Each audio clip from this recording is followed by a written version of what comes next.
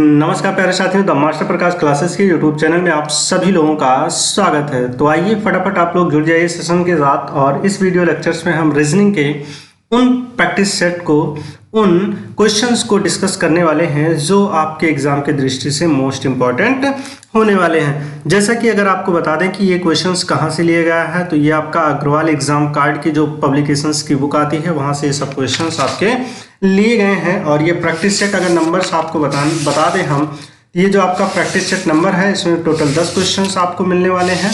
और ये practice set number 14 और 15 ये आपका डिस्कस यहाँ पे किया जाएगा। तो चलिए पहले क्वेश्चंस की तरफ बढ़ते हैं। पहला क्वेश्चन आपके स्क्रीन पे दिया गया है।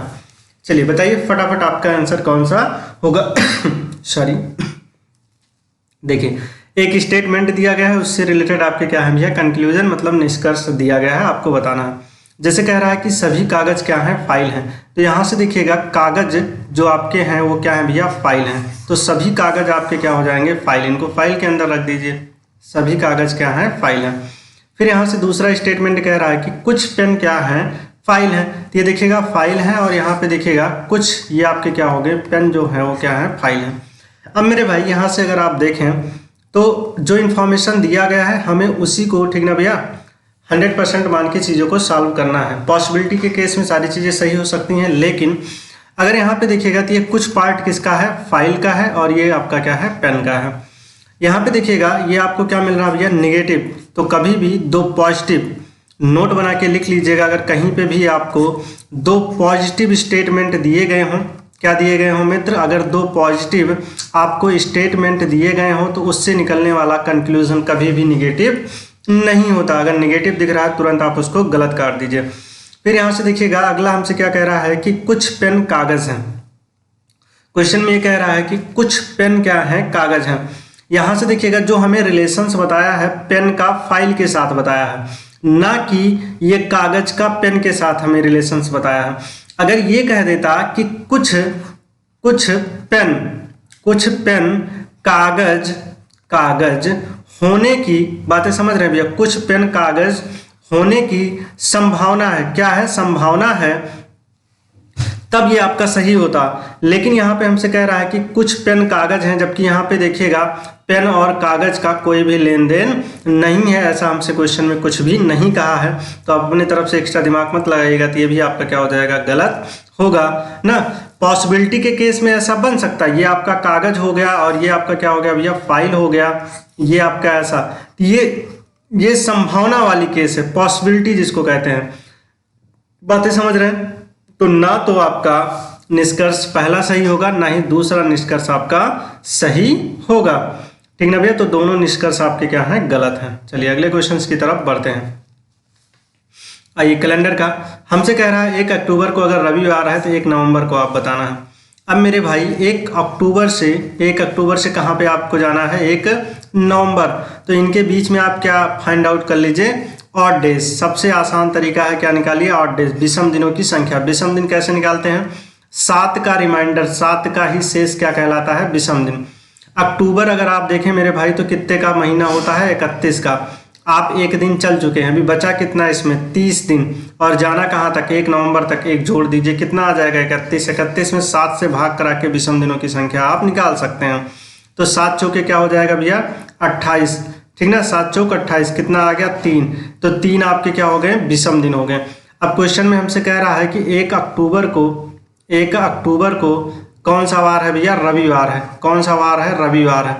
तो आपको क्या बताना है, 1 नवंबर को। तो 1 नवंबर कैलेंडर में आप आगे जा रहे हैं, 3 जोड़ दीजिए। तो आपका क्या हो जाएगा, सोमवार, मंगलवार, और क्या हो जाएगा भैया, 1 नवंबर को आपको कौन सा वार मिल जाएगा, बुधवार।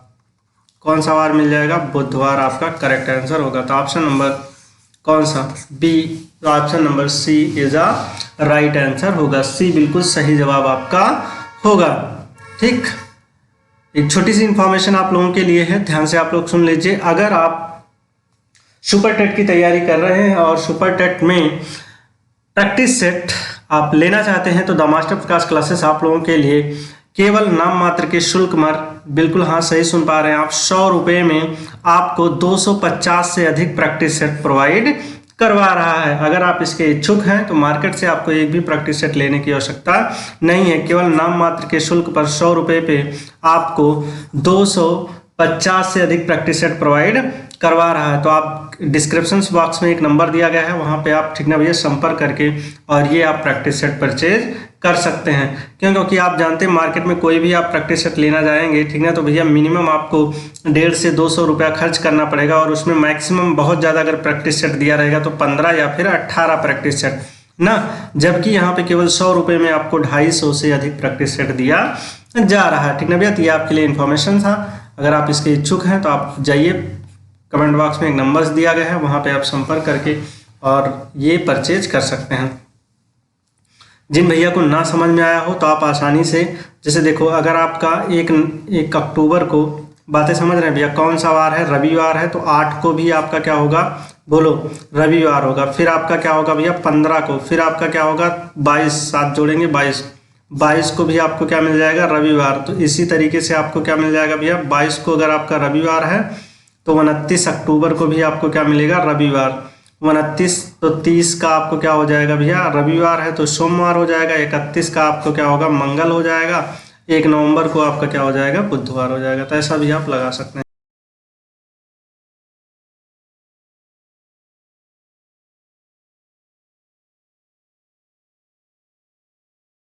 अगला क्वेश्चन बताइए फटाफट, इसमें कौन सा आपका राइट आंसर होगा। गाजर भोजन सब्जी आपको बताना है। तो गाजर भोजन सब्जी आपको बताना है कि कौन सा आपका राइट आंसर होगा मेरे भाई। अब यहाँ पे देखो, जो गाजर होते हैं ना, जो क्या होते हैं भैया, गाजर होते हैं, सभी गाजर किसके अंतर्गत आते हैं, सब्जी के अंतर्गत आते हैं। किसके अंतर्गत, सब्जी।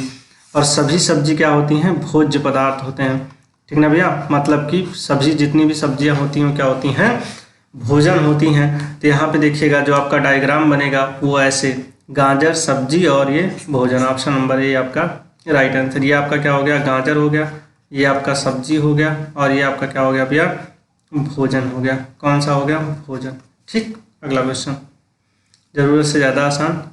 अब यहाँ पे देखिएगा, कैटरीना 9 किलोमीटर पश्चिम की ओर चलती है। अब यहाँ पे अगर आपको दिशा बनाना चाहें, ठीक ना भैया, दिशा अगर आप देख लीजिए, कोई भी ऐसा क्वेश्चन हो तो ये आपका क्या हो जाएगा, पूरब, ये आपका पश्चिम, ऊपर आपका उत्तर, नीचे आपका दक्षिण। तो यहाँ से देखिएगा कह रहा कैटरीना पश्चिम की दिशा में चलती है। तो कैटरीना मेरे भाई पश्चिम अगर आप देखें तो पश्चिम यही तो होगा। और कितनी दूरी चलती है, 9 किलोमीटर। ठीक, थोड़ा सा और बड़ा बना दें। कैटरीना पश्चिम की दिशा में कितना चलती है, 9 किलोमीटर। यहाँ से चलना उसने स्टार्ट किया। फिर चलने के बाद में वह दाईं ओर मुड़ती है 7 किलोमीटर। तो इसका दायां ऊपर ही तो होगा। ये कितना चलती है भैया, 7 किलोमीटर। 7 किलोमीटर हमने इसको चला दिया। चलने के बाद ठीक ना भैया, बाईं ओर मुड़ती है 8 किलोमीटर। तो इसका बायां इधर ही तो होगा। और ये कितनी दूरी जाती है, 8 किलोमीटर की दूरी ये तय करती है। यहाँ 7 और यहाँ पे 8। किसी को कोई दिक्कत, ठीक ना भैया। फिर कह रहा है कि वह फिर वापस मुड़ती है, मतलब कि इस दिशा में जा रही है तो इसी के विपरीत दिशा में वापस मुड़ती है। और यहाँ से देखिएगा कितना किलोमीटर चलती है भैया, बोलो 11 किलोमीटर। तो यहाँ से उसने वापस मुड़ा और कुल दूरी 8 किलोमीटर तो यहाँ तक आएगी। उसके बाद 3 किलोमीटर इधर, तो ये 3 यहाँ से यहाँ तक की ये टोटल दूरी कितनी हो जाएगी, 11 किलोमीटर उसने वापस मुड़ के चला। फिर हमसे कह रहा है यहाँ से अगर आप देखें, चलने के पश्चात वह दाईं ओर मुड़ती है और 7 किलोमीटर चलती है। तो यहाँ से देखो ये इसका दाएं यही तो होगा। और ये कितना, ये 7 किलोमीटर। देखो ये 7 है, ये भी आपका 7 किलोमीटर है। फिर हमसे कह रहा है कि अपना शुरुआती बिंदु से कितनी दूरी पर है। तो शुरुआत उसने यहीं से तो किया था, बोलो शुरुआत उसने यहीं से किया था। अब देखो अगर ये आपका 3 है तो ये भी आपका 3 होगा। और यहाँ से लेकर यहाँ तक की ये दूरी कितनी है, 9। अगर ये आपका 3 हो गया तो ये वाली दूरी कितनी होगी, 6 होगी। तो कितना हो जाएगा, शुरुआती बिंदु से 6 किलोमीटर की दूरी पर है। ठीक, option number B is a right answer. आइए अगले प्रश्न की तरफ बढ़ते हैं और इसमें आपको बताना है। जब भी ऐसे क्वेश्चंस आपको मिल जाएं तो आप फटाफट क्या कर लीजिए भैया, उसके प्लेस ऑफ वैल्यू को छाप दीजिए। जैसे इसका क्या होता है, 1 होता है, इसका 3 और इसका क्या होता है 5, कोई दिक्कत। इसका 13 होता है और इसका क्या होता है 15। पहले का रिलेशंस अगर आप इसके साथ देखें कितना हो जाएगा भैया, +2। ठीक ना, और +2 कर देंगे। ठीक ना भैया, ये आपका 3 और सर ये 6 होता है ना। इसका प्लेस ऑफ वैल्यू क्या होता है, 6 होता है। और इन दोनों में अगर आप देखें तो ये कितना हो जाएगा, प्लस में 3, मतलब पहले के साथ में वो 2 प्लस किया है, अगले के साथ में 3, तो पहले के साथ में अगर आप +2 कर देंगे तो ये कितना हो जाएगा मित्र, बोलो भैया 13 में 2 जोड़ोगे कितना आ जाएगा, 15, ठीक। और इसके साथ अगर आप इसके साथ अगर 3 जोड़ देंगे तो 15 में 3 जोड़ेंगे कितना आ जाएगा, 18। 15 किसका होता है, बोलो 15 प्लेस ऑफ वैल्यू किसकी होती है, ओ की, और ये किसका होता है, 18 आर का होता है। तो O R is a correct answer.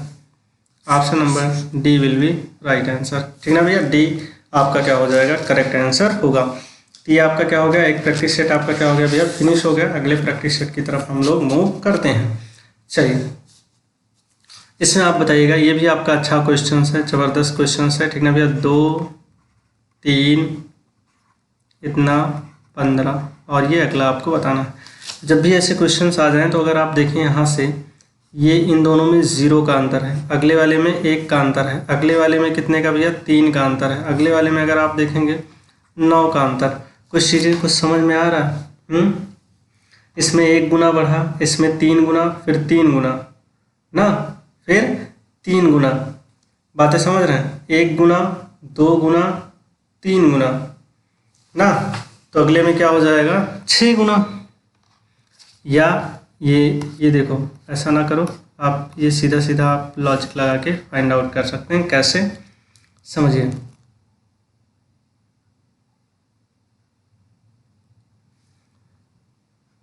इसमें अगर आप 1 गुना ये बढ़ा है, और अगर यहाँ से देखो ये कितना, 1.5 गुना, बातें समझ रहे हैं, ये कितना बढ़ा है, 1.5 गुना। और ये अगला जो आप देखेंगे तो ये कितना बढ़ गया भैया, 2। अगला फिर ये अगर आप देखें तो 2.5, 2.5 गुना। अगला आपका क्या हो जाएगा, 3 गुना। तो 15 तियाँ 45, 15 तियाँ 45। Option number B is the right answer, B बिल्कुल सही जवाब होगा।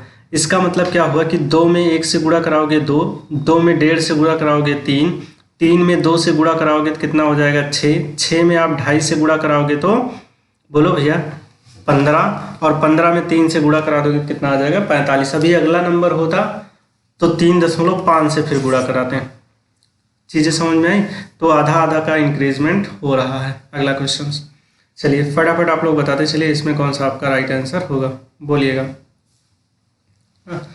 ये अच्छा क्वेश्चन है, छोटा क्वेश्चन है। कह रहा है कि कार गैराज, मतलब कि कार जो होता है वो आपका कहाँ पे खड़ा किया जाता है, गैराज पर। तो हवाई जहाज कहाँ पे खड़ा किया जाता है, बोलो भैया, हैंगर। बातें समझ रहे हैं? तो हवाई जहाज जहाँ पे खड़ा किया जाता है उसे क्या कहते हैं, हैंगर कहते हैं। Option number B is the right answer. अब यहाँ पे जीके जीएस का भी आपका कॉन्सेप्ट क्लियर होना चाहिए। अगला क्वेश्चन ज़बरदस्त क्वेश्चन है, मस्त है, इसका आप बताइएगा। UNITY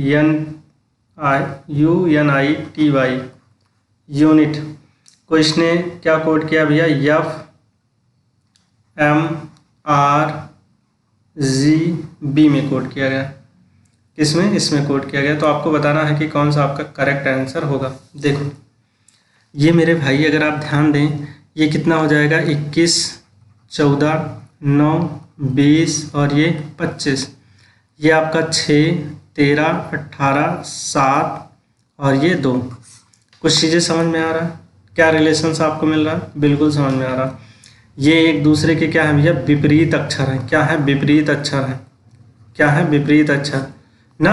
अगर यहाँ से देखो ए से लेकर अगर आप यम तक लिखें और यन से लेकर आप कहाँ तक, जेड तक आएँ, तो ये सब एक दूसरे के जितने भी लेटर्स होते हैं यहाँ पे, जैसे समझो ए सेकेंड अर्धांश, फर्स्ट अर्धांश, ये 1 से लेके जेड तक। बातें समझ रहे हैं भैया? फिर उसके बाद में ए से लेकर जेड तक, ठीक। तो ये सब एक दूसरे के क्या हो जाते हैं, विपरीत अक्षर होते हैं। विपरीत की सबसे अच्छा पहचान ये है कि दोनों के प्लेस ऑफ वैल्यू देखो 27 ही आ रहे होंगे, सब में 27 आएगा। इन 9 और ये 18 जोड़ेंगे 27, और ये 20 में 7 जोड़ेंगे 27, 25 में 7 जोड़ेंगे 27। तो ये सब जो लिखा गया है वो प्लेस ऑफ वैल्यू क्या कर दिया गया भैया, उलट के प्लेस ऑफ वैल्यू छाप दिया गया है।